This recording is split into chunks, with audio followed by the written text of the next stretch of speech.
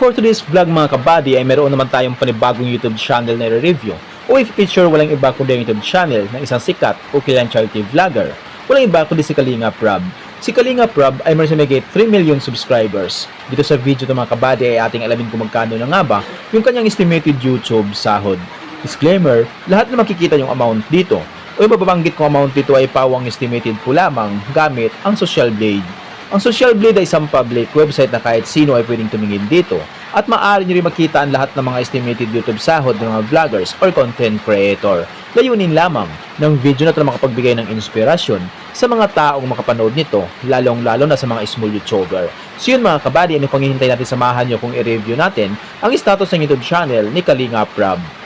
So yun mga kabady, dito tayo ngayon sa official YouTube channel ni Kalingap Rob dito sa Social Blade. So dito makikita natin na umabot na sa 3 million subscribers ito sa Kalingap Rob at meron siyang 2,300 uploads na video.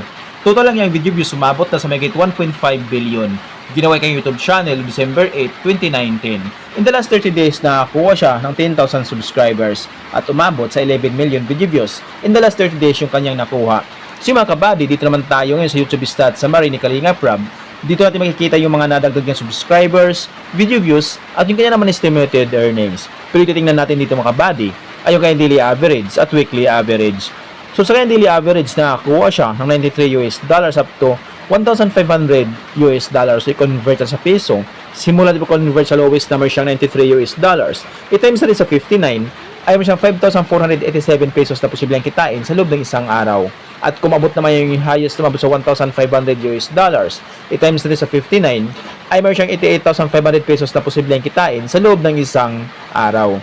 So yun mga kabady, dito naman tayo ngayon sa kanyang weekly average. So sa kanyang weekly average na kuha siya ng $540 up to $8,600. So i-convert sa piso. Simulan po convert sa lowest na meron siyang $540.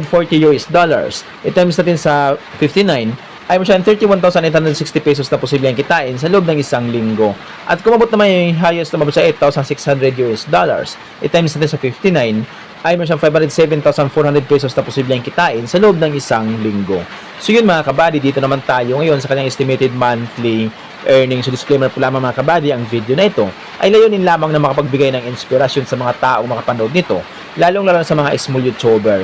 So dito sa estimated monthly earnings ni Kalingap Rob, ay mo siyang $2,800 up to $45,000. So i-convert sa piso. Simulat po convert sa lowest number siyang $2,800. I-times natin sa 59, ay meron siyang 165,200 pesos na posibleng kitain sa loob ng isang buwan. At kumabot naman yung highest na sa $45,000.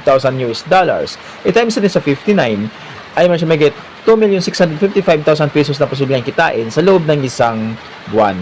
Pero maaaring magbabago pa ito mga kabady, depende sa views na makukuha ni Kalingap Rob. So dahil sa sahod ng mga vloggers or content creator, nakadepende sa dami ng views, sa dami ng subscribers.